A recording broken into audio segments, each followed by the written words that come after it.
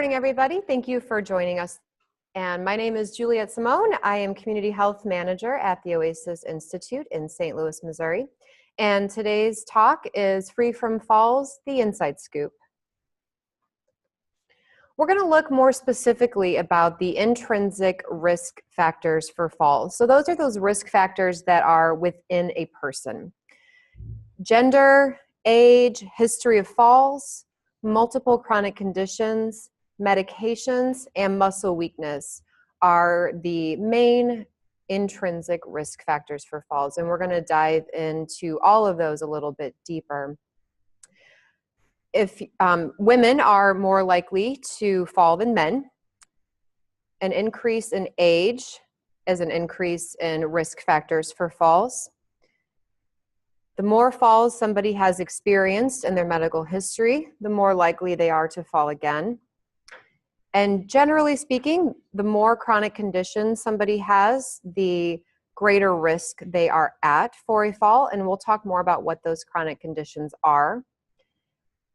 Medications, usually the more medications a person takes, the more or the higher risk they will be for falls. And then, of course, muscle weakness, and especially lower body muscle weakness, will be an increase in risk. So which risk factors can somebody change? Oh, yeah, Denise. Why would women be more risk to fall than men? Good question. So her question was, why are women at a higher risk of falls compared to men? And I'd say probably for two main reasons. One, women tend to live longer. And as we saw too, that the increase in risk factor for falls is positively correlated with age. And also women are more prone to like osteoporosis and vitamin D deficiency. So that would be my guess. That might change if, you know, men and women have a, or if that gap, that disparity is closed between life expectancy between men and women. I'm not sure. Good question.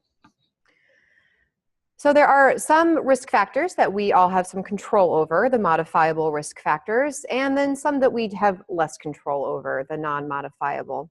So things that we can definitely change are muscle weakness. So we can get stronger, we can get more flexible, have greater endurance. Some vision problems we can modify. We can certainly make sure that our glasses or contacts prescription are up to date and that we are screened for other eye conditions. We can make sure that we have a reduction in our fear of falling. And some medications or timing of medications can be changed to decrease risk factors for falls. Some of the risk factors that are harder or impossible to change are our age, our gender, some medical conditions, and some medications and timing. And again, we'll go into those all in a little bit greater detail. So first we'll talk about medications. And this can include also, you know, recent changes. Sometimes different medications affect a person differently. And so it's always just worth noting if you have a change in medication to just be a little more aware of your body and your reaction to that potential to that medication to see if there are any potential changes. So there are some kinds of medication, like classes of medications, that are more likely to make a person dizzy, groggy, or cause confusion that can lead to a fall. Medications that are used to lower your blood pressure can also lead to a fall by potentially making somebody more lightheaded. So, you know, we can have those shifts in position that happen quickly, and we all know that when we like raise our head too quickly and get a little dizzy, and that's from, you know, a lowered blood pressure to the brain, but also some of those medications that many people take for hypertension can also decrease our blood pressure and potentially make you dizzy. Diuretics can also increase the risk for a fall if a person has to get up frequently during the night to use the bathroom. We all know that that path from the bed to the bathroom, especially in the nighttime, can be particularly dangerous, especially if we wake up and we're groggy and maybe we're a little stiff, ankle stiffness from arthritis or something. You start combining a lot of those risk factors, and a trip to the bathroom in the middle of the night can be pretty complicated. And this graph shows the number of drugs taken and how the relationship with age. So it just generally shows that usually the older a person is, the more medication they're likely to take. Not a surprise, but of course, then we have an increase in risk factor. There are some medical conditions that can affect our risk factors for falls. And many of these are chronic conditions. So those conditions that we generally have to manage because we have them for a long time. And there is generally no cure, but ways to manage those conditions. And so I've kind of put these medical conditions into these two categories: the ones that affect blood vessels and nerves, and then the ones that affect balance and stability.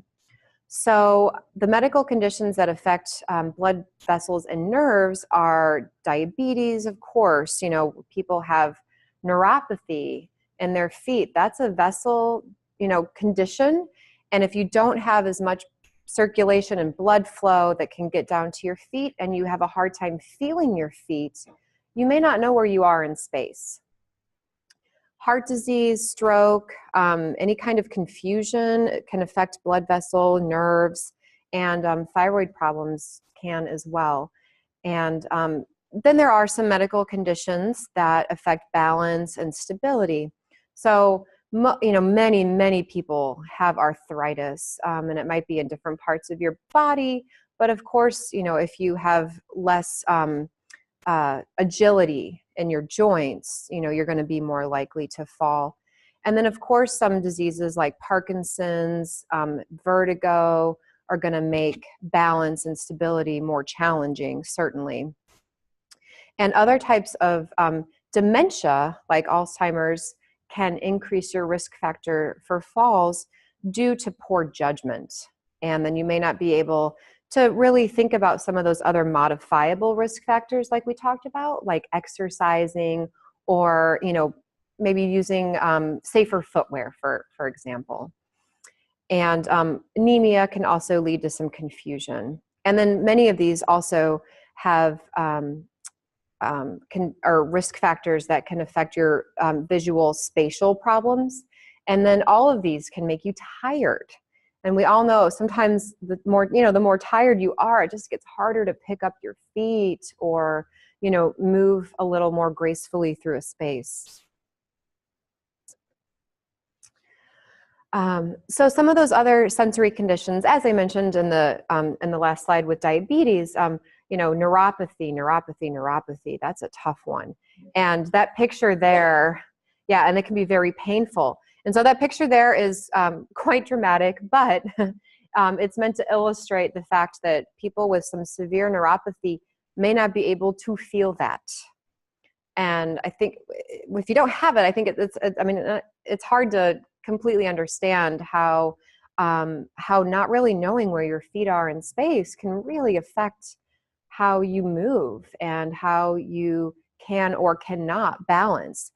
And so maybe moving across a nice flat carpeted space like this may not be too hard, but if you're going from here to the parking lot and you're changing between carpeting and then hardwood and through a threshold of a door onto concrete, maybe over grass and a curb and then into a car, you're changing surfaces many, many times. And so not being able to feel where your feet are in space can dramatically increase your ability to remain upright and stable. And then some of the other sensory conditions, of course, are vision and hearing. So we all know that those two senses affect our balance and stability dramatically. Some of the other, there are short-term medical conditions or acute medical conditions that can lead to a fall are also urinary tract infections. And especially for older people, there may not be any symptoms of a urinary tract infection. So, maybe if someone was younger, you experience a lot of pain, that you have a urinary tract infection. But as you get older, those senses are a little more dulled. And so you may not actually have those symptoms. And so confusion may be the first symptom that you have with a urinary tract infection. And then also, if it goes untreated, it can turn into a kidney infection, which can be a very serious condition. So those can definitely lead to confusion and some dizziness, and can lead to a fall. And then, of course, dehydration can also be one of those risk factors as well, especially if someone's at home and maybe not in, a lot of other habits where they're up and about and drinking water, like maybe they did when they were working or something. It can be easy to just like, wow, it's been several hours since I've had something to drink. And so it can be easy to accidentally get dehydrated. And then there are lifestyle factors, of course, that can influence someone's stability and balance through nutrition. So, insufficient amounts or not optimal amounts of calcium or vitamin D. You can talk to your physician about that. A lack of physical activity. Of course, muscle weakness is going to contribute, as we mentioned before, to an increased risk factor for falls.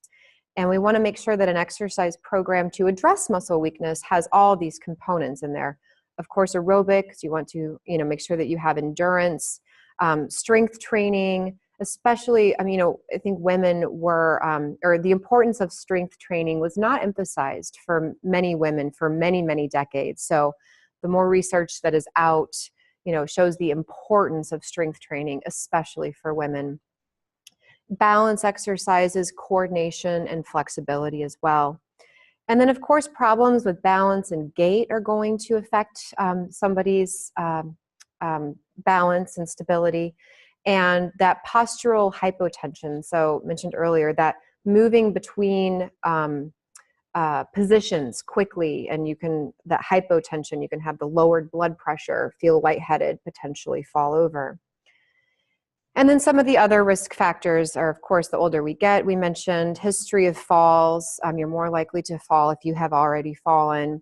Fear of falling is a risk factor all by itself, and impaired cognition. So any kind of dementia, Alzheimer's can be an increased risk factor for falls. So because physical activity is probably one of the easiest and most effective ways that we can help reduce our risk for falls, we're going to go into a little bit more detail about that. So the three most common modifiable risk factors are muscle weakness, balance deficits, and gait instabilities. So no matter what your chronic conditions are that you have, or doesn't matter how old you are, whether you're a man or a woman, or you have a history of falls, there's some movement that you can make in this to improve your risk factors. So there are some exercises that focus specifically on falls prevention, and those will be things that look at static and dynamic steady state. So that's kind of staying in one place and then also moving around a little bit, static, dynamic. Resistance training, so again, fancy word for strength training, and especially the lower extremities and trunk muscles, so your core. So that helps you, of course, stay more upright if you have a stronger core. And this chart shows the relationship between an increase of progression going up here on the y-axis, and then increasing difficulty along the x. So it shows that you can improve balance and increase while you're increasing your challenge. So there are ways that you can change your footing. So you can see there in some of the green is that, okay, like maybe you're working out with a friend because you're feeling a little unsure, unsteady, or you just want somebody to kind of be there with you. You can hold on to a wall or a chair for additional balance. And then the red squares show some ways that you can increase that challenge to continue to improve your balance and stability and endurance. And that can be through changing your footing.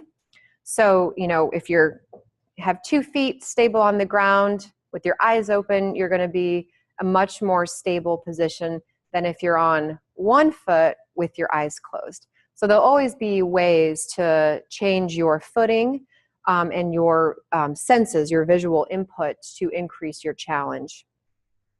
And the severed foot symbol there shows you that you can change your the surface on which you're exercising to help increase your challenge. So if you've ever seen those balance pads maybe in an exercise class, or these things called dyna discs that a lot of therapists will have as well, if you stand on one of those, it's a little shaky, so you can increase your challenge as well. And then of course, you can use more equipment, I think is that very top icon. The National Council on Aging highlights 6 steps to prevent a fall, and 5 of them, arguably all of them, but 5 of them are more directly related to the intrinsic risk factors, the ones that we have just been talking about. So exercise will not only help prevent falls, but you will also accidentally, on purpose, improve many other medical conditions. So if there's one kind of magic thing that we can do to help decrease our risk factor for not just falls, but just about everything, it would be exercise. So the first step to help prevent a fall, as recommended by the National Council on Aging, is finding a good balance and exercise program. Highlighted here. There are many programs like Matter of Balance or Stepping On that can be offered in the community to help prevent falls, reduce your fear of falling, and also there are many kinds of exercise programs in the community that will help increase that strength and endurance and flexibility and balance, as we've been mentioning. And there are some that are even evidence-based to help prevent falls, like certain kinds of Tai Chi. Talk to your healthcare provider. If you aren't sure how to get started on an exercise program, but really want to and understand the importance, maybe you can get a referral to a therapist to get started and really work on things that are specific to your needs. We often forget that pharmacists are a part of our healthcare team, and they can help review some of those medications, timing of medications, and they can also be a good resource to ask questions about things that you take over the counter that you may not always remember to talk to your physician about. Make sure you get regular checkups for vision and hearing. As we talked about those sensory inputs, we know that they're important to help keep stable and making sure that we have, again, updated prescriptions. If you need, some kind of hearing device, things like that might be really helpful. And they can happen so slowly over time that if you don't get checked up regularly, it might really creep up on you, and all of a sudden, your vision isn't really that great, right? Modifying your home, that's more for the extrinsic, which will be a separate talk here, but certainly those are ways to help keep safe around your home and the community. And finally, get support. Talk to your family. They can help you with a lot of this, and the importance of remaining independent and keeping yourself active and up to date on all of your medical conditions, and they can help support you in that. And remember that most falls are preventable. So if you have any other additional questions, reach out to us at Oasis, or you can look into other local resources. Any questions about this? Yes, ma'am. I sincerely do think that it is a good idea to talk to the pharmacist, because I found, sometimes like you were saying about the different medications we're on, and then going here to Walgreens, and then going over there to CVS, and there's some drug interaction. Yeah. And either they're canceling out what the other drug is supposed to be doing for you, or the side effects from that is making you drowsy. Because I had a medication that had me getting up in the middle of the night, burning up my house. You know, I was, you know, walking around and fell into the wall. I was just totally disoriented. Wow. Yeah, really good point, Mimi. Thank you for bringing that up. And, you know, when you hear the drug company commercials, you know, when after the person starts talking really fast, what are always some of the side effects? You know, may cause dizziness, confusion, and then always death, of course. But dizziness and confusion are often side effects to medications. Really good point. Okay. Thank you.